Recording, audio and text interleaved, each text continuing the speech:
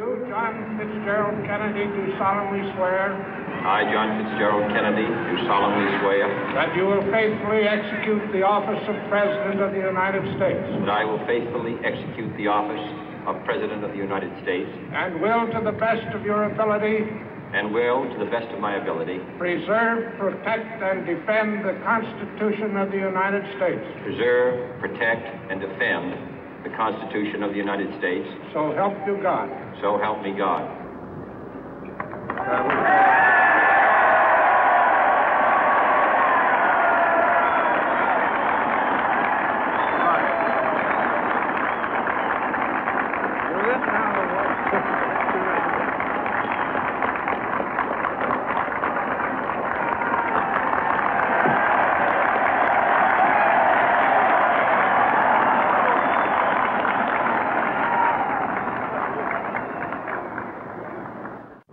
Vice President Johnson, Mr. Speaker, Mr. Chief Justice, President Eisenhower, Vice President Nixon, President Truman, Reverend clergy, fellow citizens. We observe today not a victory of party, but a celebration of freedom, symbolizing an end as well as a beginning, signifying renewal as well as change. For I have sworn before you and Almighty God the same solemn oath our forebears prescribed nearly a century and 3/4 ago. The world is very different now, for man holds in his mortal hands the power to abolish all forms of human poverty and all forms of human life. And yet the same revolutionary beliefs for which our forebears fought are still at issue around the globe.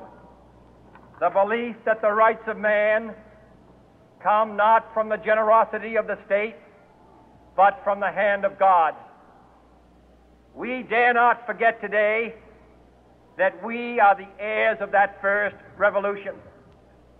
Let the word go forth from this time and place to friend and foe alike that the torch has been passed to a new generation of Americans born in this century, tempered by war, disciplined by a hard and bitter peace, proud of our ancient heritage, and unwilling to witness or permit the slow undoing of those human rights to which this nation has always been committed and to which we are committed today at home and around the world.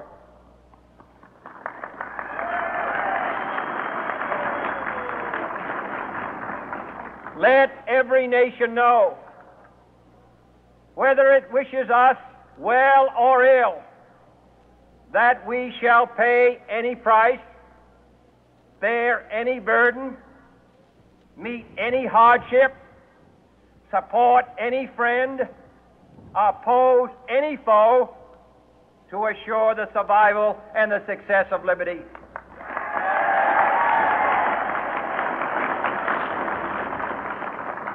This much we pledge and more. To those old allies whose cultural and spiritual origins we share, we pledge the loyalty of faithful friends. United, there is little we cannot do in a host of cooperative ventures. Divided, there is little we can do, for we dare not meet a powerful challenge at odds and split asunder. To those new states whom we welcome to the ranks of the free, we pledge our word that one form of colonial control shall not have passed away merely to be replaced by a far more iron tyranny. We shall not always expect to find them supporting our view, but we shall always hope to find them strongly supporting their own freedom, and to remember that in the past, those who foolishly sought power by riding the back of the tiger ended up inside.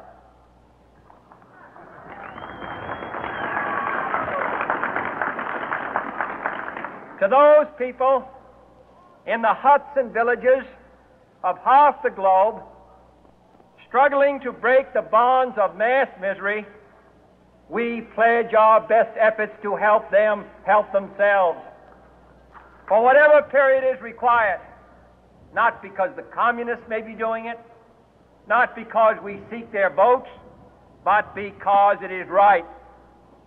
If a free society cannot help the many who are poor, it cannot save the few who are rich.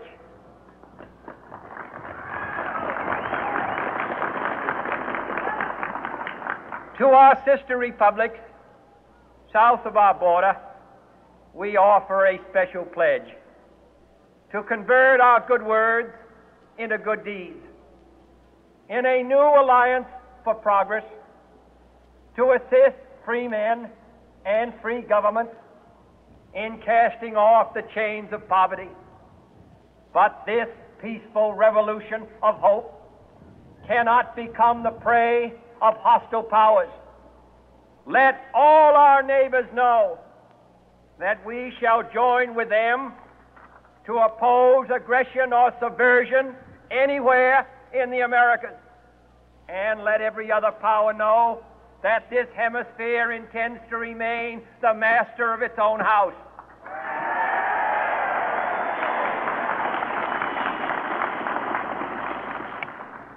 To that World Assembly of Sovereign States, the United Nations, our last best hope, in an age where the instruments of war have far outpaced the instruments of peace, we renew our pledge of support to prevent it from becoming merely a forum for invective, to strengthen its shield of the new and the weak, and to enlarge the area in which its writ may run. Finally, to those nations who would make themselves our adversary, we offer not a pledge, but a request that both sides begin anew the quest for peace. Before the dark powers of destruction, unleashed by science, engulf all humanity in planned or accidental self-destruction, we dare not tempt them with weakness, for only when our arms are sufficient beyond doubt can we be certain beyond doubt that they will never be employed. But neither can two great and powerful groups of nations take comfort from our present course, both sides overburdened by the cost of modern weapons, both rightly alarmed by the steady spread of the deadly atom, yet both racing to alter that uncertain balance of terror that stays the hand of mankind's final war. So let us begin anew, remembering on both sides that civility is not a sign of weakness, and sincerity is always subject to proof. Let us never negotiate out of fear, but let us never fear to negotiate.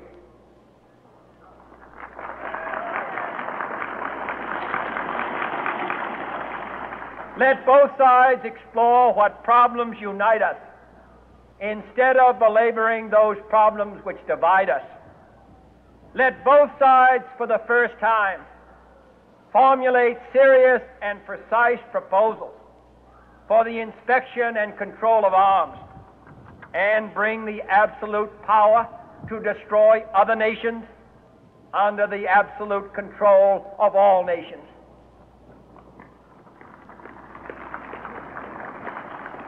Let both sides seek to invoke the wonders of science instead of its terrors.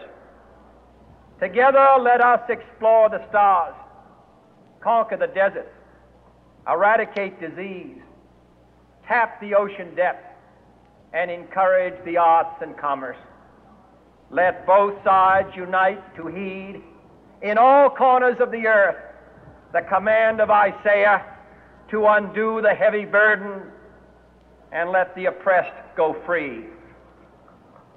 And if a beachhead of cooperation may push back the jungle of suspicion, let both sides join in creating a new endeavor, not a new balance of power, but a new world of law, where the strong are just and the weak secure and the peace preserved. All this will not be finished in the first 100 days, nor will it be finished in the first 1,000 days, nor in the life of this administration, nor even perhaps in our lifetime on this planet.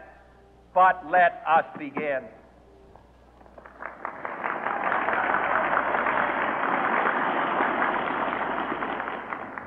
In your hands, my fellow citizens, more than mine, will rest the final success or failure of our course. Since this country was founded, each generation of Americans has been summoned to give testimony to its